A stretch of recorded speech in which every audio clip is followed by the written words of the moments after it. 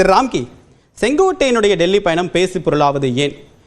கடந்த காலங்களில் ஓபிஎஸ்ஐ பயன்படுத்தினதாக பாஜக மீது ஒரு விமர்சனம் வந்தது. இப்போ இன்னொரு ஆப்ஷனை, கொங்கு மண்டலத்தின் இன்னொரு ஆப்ஷனை பாஜக தேடுதா?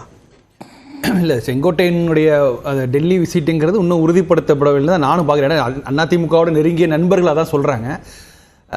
செய்திகளில் வந்து நம்ம உறுதிப்படுத்தப்படாமல் சொல்ல முடியாது. ஆனால் இது வரைக்கும் வந்து செங்கோட்டையன் இது வரைக்கும் டெல்லி போனது வந்து ஒரு பெரிய சர்ச்சைகளை கிளப்பினதில்லை. அதனால் ஒரு பேசு பொருளாக இருக்கலாம். ஆனால் வந்து இந்த விஷயம் வந்து தொடர்ந்து அதிமுக பாஜக தொண்டர்கள் மத்தியில் ஒரு பெரிய சலசலப்பை ஏற்படுத்தியிருக்கிறத வந்து தமிழக பாஜக இந்த விஷயத்தை தொடர்ச்சியாக செங்கோட்டையன் போனாரா இல்லையா, சந்திச்சாரா இல்லையான்றதுல அது வந்து அந்த சந்திப்பை மட்டும் கேள்விக்குள்ளாக்கல சார், அதிமுகவுடைய தலைமை அந்த கிரெடிபிலிட்டியை கேள்விக்குள்ளாக்குதுல. நிச்சயமா. அதாவது எடப்பாடி அவர்கள் டெல்லியில் வந்து உள்துறை அமைச்சரை சந்தித்து வந்தோடனே உடனே ஒரு ப்ரெஸ் மீட் கொடுத்து இந்த மாதிரி என்னெல்லாம் பேசணும்னு சொல்லியிருந்தாலும் அந்த குழப்பத்தை வந்திருக்காது. பட் அவர் வந்த பிறகு கூட சொன்னார், நான் வந்து கூட்டணி பற்றி இன்னும் முடிவாகவில்லை அப்படின்னு சொன்னார்.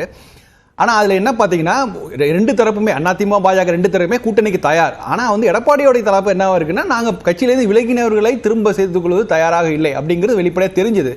ஸோ அப்போ வெளியேறியவர்களை திரும்ப ஒன்றிணைக்கிறது தான் வந்து பாஜக விரும்பும். அதாவது பிளவுபடுத்த நினைக்கிறது வாய்ப்பில்லை. ஏன்னா பாஜகவுக்கு ஒரு கூட்டணி தேவை, அதுவும் குறிப்பாக தென்னிந்தியாவில் அவங்களுக்கு ஒரு பார்ட்னர் தேவை. அதனால வந்து கட்சி ஏதோ ஒரு கட்சி அவங்களுக்கு கூட்டணி வராங்கன்னா பாஜகவுக்கு தான் தேவையா இல்லை அதிமுகவுக்கும் தேவை இருக்கு? அதிமுகவும் ஒரு கூட்டணி தேவை இருந்தாலும் இதை விட அதிகமாக பாஜக தேவை. ஏன்னா ஒரு தேசிய அளவில் இப்போ வந்து ரொம்ப நெருக்கடியில் இருக்கு. இந்தியாவில் இப்போ சட்டமன்ற தேர்தல் தானே வருது, அதற்கான திமுக வந்து பாத்தீங்கன்னா ஒரு பெரிய ஒரு விஷயத்தை கையில் எடுத்து, இந்தியா கூட்டணியால் சாத்தியப்படாத ஒரு விஷயத்தை அவங்க கையில் எடுத்திருக்காங்க. டீலிமிட்டேஷன்ல வந்து தென்னிந்தியாவில் சந்திரபாபு நாயுடு தவிர மற்ற எல்லா தலைவர்களும் ஒருங்கிணைத்து ஒரு பெரிய ஒரு மீட்டிங் நடத்திட்டாங்க. இது இந்தியா கூட்டணியால் முக்கியமான புள்ளியை தொட்டிருக்கீங்க. ஆமா, இந்து, இந்தியா, ஹிந்தி இந்த மூன்றையும் பேசக்கூடிய பாஜகவை முன்னாடி வச்சுட்டு கூட வச்சுட்டு தமிழ்நாடு மாநில உரிமை தமிழ் அப்படின்னு பேசக்கூடிய திமுகவை எதிர்த்து எப்படி அதிமுக மேஜர் ஃபோர்ஸா ப்ளே பண்ண முடியும்? இல்லை, அதுதான் இப்போ ஆக்சுவலாக நீங்கள் திமுகவை எதிர்த்து இன்றைய அளவுக்கு இன்றைக்கி திமுக ரொம்ப இன்டாக்டாக ரொம்ப வலுவாக இருக்குது. அதனால் வந்து அதிமுக அதனால தான் அவங்களுக்கு தெரிஞ்சதுனால தான் நாடாளுமன்றத்துக்கு முன்னாடியே கூட்டணி தேடுறாங்க. ஸோ கூட்டணி இல்லாமல் இன்றைக்கி திமுகவை அதிமுக எதிர்கொள்ள முடியாது. அவங்களுக்கு ஒரு கூட்டணி பார்ட்னர் தேவை. அது பாஜகவாக இருக்கலாம், விஜயா இருக்கலாம், சீமானா இருக்கலாம், யார் வேணாலும் எதிர்ப்பானா அவங்களுக்கு ஒரு கூட்டணி தேவை. அந்த நிலையில் இருக்குது. ஆனால் அதை விட அதிகமான ஒரு அழுத்தத்தில் பாஜக இருக்குதா பாருங்க. குறிப்பாக தென்னிந்தியாவில் அவங்களுடைய இமேஜை சரி செய்வதற்காக. ஏன்னா திமுகவுடைய டபுள் ஸ்ட்ராங் நிலைமை இருக்குது பார்த்தீங்களா. ஏன்னா இந்தியா கூட்டணி சாத்தியப்படாத விஷயம். நீங்க ரேவந்த் ரெட்டி, டி கே சிவகுமார் மட்டும் இல்ல, நவீன் பட்நாயக்கை கூட்ட உட்கார வச்சிருக்காங்க, பகவந்த் மானியை கூட்ட உட்கார வச்சிருக்காங்க. இது இந்தியா கூட்டணியில் கூட சாத்தியம் இல்லை. அப்படி ஒரு டபுள் ஸ்ட்ராங்கான ஒரு நிலைமையில திமுக இருக்கும்போது திமுகவை வெளிப்படையாக எதிர்க்கிறோம் அப்படிங்கிற மாதிரி அவங்க டிக்ளேர் பண்ண பிறகு திமுக எதிராக சில காய்கள் நகர்த்த வேண்டும். அப்ப அவங்களுக்கு பாஜகவுக்கு நிச்சயமாக அதிமுக ஒரு அவங்களுடைய கூட்டணி தேவை. ஸோ அதை நோக்கி தான் நகர். அதனால தான் இப்போ நீங்கள் திடீர்னு என்னையா நீ கூட்டணி பற்றி பேசுவார்த்தை நடத்தணும்? 12 மாதங்கள் இருக்குது தேர்தலுக்கு. இப்போ அவசரமாக நடத்தப்படுவதற்கு காரணம் என்ன? நீ ஜூன் ஜூலையில் பண்ணால் கூட நம்ம என்ன சொன்னால் ராஜ்யசபா தேர்தலை முன்வைத்து அப்படின்னு நம்ம சொல்லலாம். ஆனால் இன்னைக்கு உடனடியாக செய்வதற்கு காரணம் பாஜக விரும்புகிறது. பாஜகவுக்கு ஒரு கூட்டணியை உடனே டிக்ளேர் பண்ணணும்னு நினைக்கிறாங்க. அதனால தான். ரெண்டாவது, இது வந்து பல சலசலப்புகளை உருவாக்குங்கிறது தான். நீங்க தமிழக பாஜக என்ன சொல்றாரு? நாங்க எல்லா கட்சியும் எங்களுக்கு பொதுவா, நாங்க யாருக்கும் எந்த கட்சியும் எதிரானது இல்ல. ரெண்டாவது, எங்க வந்து கூட்டணியை அமித்ஷா முடிவு பண்ணுவார். ஆனா வந்து டெல்லியில இருந்து நாங்க எதுவுமே கால் எடுக்கல. அதுதான் சேலம் மணிகண்டன் சொல்றாரு. கூட்டணி இந்த மாதிரி விஷயத்திற்காக எடப்பாடியும் அமித்ஷா உட்கார்ந்து பேசுறதா சரி. பிளான் பி செங்கோட்டையனை திரைமறைவில் ஒரு செக்மேட்டா வைக்கிறது அப்படின்றது சரியா இருக்காது அப்படின்னு சேலமணிகண்டன் சொல்றாரு. இது எப்படி பொருத்தமா இருக்கும்? ஒரு பக்கம் ரைட் ஹேண்டை காமிச்சிட்டு இன்னொரு பக்கம் மறைமுகமான மாயக்கையை காட்டுறது அப்படின்றது எப்படி சரியா இருக்கு? சேலமணிகண்டன் ஒரு அதிமுக தொண்டர்களுடைய உணர்வை தான் வெளிப்படுத்துறாரு. ஏன்னா நீங்க கூட்டணிங்கிறது எப்பவுமே பாட்டம் அப்ரோச்சா தான் இருக்கணும். டாப் டவுன் வந்தீங்கன்னா அது எடுபடவே விடாது. 96 தேர்தலில் நம்ம பார்த்தோம். 2011 இதெல்லாம் காங்கிரஸ் செய்த மிஸ்டேக்ஸ். அதனால காங்கிரஸ் செய்த தவறுகள் இருந்து பாஜக அவங்க ரொம்ப ஆக்டிவா இருப்பாங்க. அவங்க நிறைய பாடம் கட்டிருக்காங்க. அதனால வந்து அவங்க அந்த தப்பை செய்ய மாட்டாங்க. ஆனா அவங்களுக்கு இப்ப தேவை வந்து என்னன்னா, ஒருங்கிணைந்த ஒரு அதிமுக விலகி இருப்பவங்களை சேர்த்தா சரியா இருக்குமோ? அது சரியா இருக்காது, வேற விஷயம். அதிமுக பார்வையில வேற மாதிரி. ஆனா பாஜக நினைக்கலாம். அப்படி அதை நினைச்சு என்ன பண்ணலாம், வேற வெளியில இருப்பவர்களை வைத்து இந்த ஒருங்கிணைப்பு செய்வதை விட கட்சி உள்ளே இருக்கிற செங்கோட்டையன் போன்றவர்களை எடுத்து பண்ணலாம்னு நினைக்கலாம். ஆனா அதற்கு செங்கோட்டையன் பற்றி வெளிப்படையாக அதை பத்தி பேசவே கிடையாது. அவர் மாற்றி மாறி தான் பேசியிருக்காரு. என்னை சோதித்து பார்க்காதீங்கன்னாரு. ஆனா நான் இன்னைக்கு சோதனைக்கு தயாரா அப்படின்னு சொல்ல மாதிரி தெரியல. வெளிப்படையாக இன்னைக்கு ஒரு ரம்ஜானுக்கு வாழ்த்து சொல்லி ஒரு வாழ்த்து வெளியிட்டார். அதுல எடப்பாடி பழனிசாமியோட போட்டோலாம் இருக்கு. அதனால ஒரு தலைமையோட முரண்பட்டு இருக்காரு. நம்ம ஒரு முடிவுக்கு வரவே முடியாது. கடந்த காலங்களில் ஓபிஎஸ் அதிமுகவிலிருந்து விலகி இருந்தப்ப அவரை மீண்டும் கட்சியில சேர்க்கப்பட்டு அவருக்கு உண்டான உரிய முக்கியத்துவம் கொடுக்கப்பட்டு இது எல்லாத்துக்கு பிறகும் பாஜக இருந்தது அவரே பல மேடைகளில் ஒத்துக்கிட்டு இருக்காரு.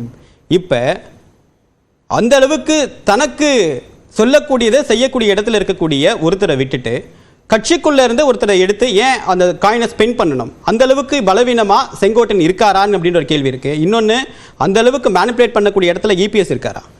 அது மட்டும் இல்ல, ஒட்டுமொத்தமாக கட்சி அப்படி ஒரு பலவீனமான இடத்துல இருக்காங்கிறது. அதனாலதான் தொண்டர்கள் திரும்ப திரும்ப கேள்விடுறாங்க. அந்த அந்த அந்த கேள்விகளுடைய வீச்சை புரிஞ்சுக்கிட்டு தான் என்ன பண்றாங்க, தமிழக பாஜக தலைவர், பாஜக பொதுச் செயலர் ராமசீனிவாசன் என்ன வந்து அவங்க திரும்ப விளக்கம் கொடுக்குறாங்கன்னா, நாங்க எந்த கட்சிக்கும் ஆதரவு இல்லை, நாங்க எந்த இதுக்கும் எதிராக இல்லை, டெல்லி முடிவு செய்யும், அதே நேரத்தில் நாங்கள் மற்ற கட்சிகளையும் உள்கட்சி விவகாரங்கள் தலையிட மாட்டோம் அப்படிங்கிறது திரும்ப திரும்ப சொல்றாங்க. அதுக்கு என்ன காரணம் அவங்களுக்கு தெரியுது. இந்த மாதிரி விஷயங்கள் பேசப்படும் போது தமிழ்நாட்டில் வந்து கூட்டணினா தமிழ்நாட்டில் தான் முடிவு செய்யப்பட வேண்டும், அது டெல்லியில் முடிவு செய்தால் அது சரியா ஒர்க் அவுட் ஆகாதுங்கிறது தமிழ்நாட்டு பாஜகவே தெரியுது.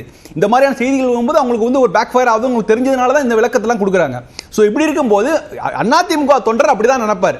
நீங்க வந்து ஒரு டிபிக்கல் அதிமுக தொண்டர் வந்து நம்மளுடைய கடந்த காலங்கள்ல இதே அமித்ஷா அவர்கள் அண்ணாமலையும் இபிஎஸ்சியும் ஒன்னா கூட்டு வச்சு பேசினார். ஆனா இப்ப எடப்பாடி பழனிசாமியை கூப்பிடும்போது அண்ணாமலை கிடையாது, அண்ணாமலையை கூடும்போது இபிஎஸ் கிடையாது. ஆமா. சோ அது டிக்டேட்டிங் டேர்ம்ஸ் தான் இருக்காங்க. டிக்டேட்டிவ்ஸ். அது இல்லாமல் பாஜக வந்து ஒரு சில மாற்றங்களை செய்ய போகிறது. அது எந்த மாற்றங்களை தமிழ்நாட்டு பாஜக தலைமையில் கூட மாற்றுவதற்கான வாய்ப்பு இருக்கிறதுனால தான். ஏன்னா நீங்கள் அண்ணாமலை அவருடைய பேட்டிக்கெல்லாம் பாருங்களேன், நான் வந்து கட்சிக்காக தொண்டனாக இது உழைக்கிறதுக்கு ரெடியாக இருக்கேன், நான் வந்ததே மாற்றத்துக்காக வந்தேன்லாம் ஒரு விளக்கம் கொடுக்குறாரு. அது யாரும் கேட்கல, விமர்சனம் பண்ணலான்னா அவர் சொந்தமாக ஒரு விளக்கம்லாம் கொடுக்குறாரு. ஸோ இது ஒரு பக்கம் இருக்கும்போது பாஜகவுடைய தேசிய கவுன்சில் அடுத்த 2 வாரங்களில் கூட போகிறது பெங்களூரில். அவங்க வந்து தேசிய தலைவரை முடிவெடுக்க போகிறாங்க. அந்த நேரத்தில் சில மாற்றங்கள் வருவதற்கான வாய்ப்பு இருக்குது. இதை நோக்கி தான் நகராங்க. இதனால தான் ஒரு பாஜக ரொம்ப அர்ஜென்சியில் இருக்கிறதா நம்ம பார்க்க முடியுது. ஏன்னா ஒரு வேளை இப்போ நீங்கள் வந்து காங்கிரஸோட முக்கியமான சென்ட்ரிக் எங்கே இருக்குன்னா, இங்கே தென்னிந்தியாவை சேர்ந்த ஒரு தலைவர் கார்கே இருக்கார், பிரியங்கா காந்தி, ராகுல் காந்தி எல்லாமே தென்னிந்திய சேர்ந்த எம்பிக்களாக இருக்காங்க. அப்படி இருக்கும்போது பாஜக வந்து தென்னிந்தியாவை ஃபோக்கஸ் பண்ணி ஒருவேளை வரக்கூடிய தேசிய தலைவர் தென்னிந்தியாவிலிருந்து கூட இருக்கலாம். ஸோ இந்த மாதிரி மூலம் இருக்கிறதுனால முழுக்க பாஜக தலைமையோட ஃபோக்கஸ் இன்னைக்கு வந்து தென்னிந்தியா இருக்கிறதுனால அதனால தான் இவ்வளவு பெரிய சர்ச்சை, இவ்வளவு பெரிய ஒரு விவாத பொருளாகுது. அதிமுக வந்து அதிமுகவை விட இன்றைய நிலையில் பாஜக அதிமுக கூட்டணியை விரும்புகிறது. அதனால தான் அதை நோக்கி தான், அதனால தான் இவ்வளவு பெரிய அர்ஜென்சி. ஏன்னா நமக்கு இது சட்டமன்ற தேர்தலை ஒட்டின ஒரு கூட்டணினா இன்னும் நமக்கு நிறைய காலம் இருக்குது. ரெண்டாவது, உடனடியாக கூட்டணி அறிவித்தால் ஒன்றும் ஒர்க் அவுட் ஆகவே ஆகாது. 2 பேரும் களத்தில் தனித்தனியாக இறங்கி திமுக எதிராக செயல்படணும். அப்போ அவங்களுக்குள்ள ஒரு அண்டர்ஸ்டாண்டிங் வரும். கடைசி ஃபைனல்ல தான் வந்து ஒரு கூட்டணிக்கு வாய்ப்பு இருக்குது. இன்னைக்கு திடீர்னு ஒரு கூட்டணி அமைக்கும் போது அது பாஜகவோட தலைமை ஏதோ ஒரு ஒட்டுமொத்த தேசிய அளவில் ஒரு அப்பீல். இன்னொரு கேள்வியும் இருக்கு. 18 மாதம் தான் ஆச்சு அந்த கூட்டணியே, அது கூட்டிலிருந்து வெளியேறினப்ப அதிமுக சொன்ன வார்த்தை எப்போதும் கூட்டணி கிடையாது அப்படின்னு சொன்னாங்க. ஒரு சிறுபான்மையினர் வாக்குல தாம் பக்கம் இருக்கக்கூடிய ஒரு மிகப்பெரிய கிரெடிபிலிட்டியை அவங்க உருவாக்க பார்த்தாங்க. அதுதான் கடந்த சட்டமன்ற தேர்தல் தனித்து நிற்பதற்கான முக்கியமான காரணமும் கூட. இப்ப உடனடியாக அந்த ஸ்டாண்ட்ல மாறுது. இந்த கிரெடிபிலிட்டி கொஸ்டினபிள் ஆகாதா? இல்ல, கிரெடிபிலிட்டி கொஸ்டின். ஏன்னா நீங்க இப்ப அவங்களுக்கு வெளிப்படையா தெரியும், திமுகவை எதிர்ப்பது எங்களுக்கு ஒரு பார்ட்னர் வேணும். அதிமுகவை குறை சொல்வதற்கு எதுவுமே கிடையாது. நீங்க வந்து அவங்களுடைய அவங்களுடைய செயல்பாடுகள்ல ஒரு குறை சொன்னா என்ன, எதிர்க்கட்சி தலைவரா அப்படிலாம் சொல்லலாம் வழியா, மற்றபடி அவங்க வந்து பாஜகவோட மண்டிட்டு விட்டார்கள் அப்படிதான் சொல்ல முடியும், வேற எதுவும் சொல்லவே முடியாது. அவங்களுக்கு ஒரு பார்ட்னர் தேவை. அதை வந்து தொண்டர்களும் புரிஞ்சுக்கிறாங்க, மக்களும் புரிஞ்சு கொள்கிறார்கள். தொண்டர்கள் புரிஞ்சுக்கிறாங்க, மக்கள் புரிஞ்சுக்கிறான்னு சொல்லியிருக்கீங்க.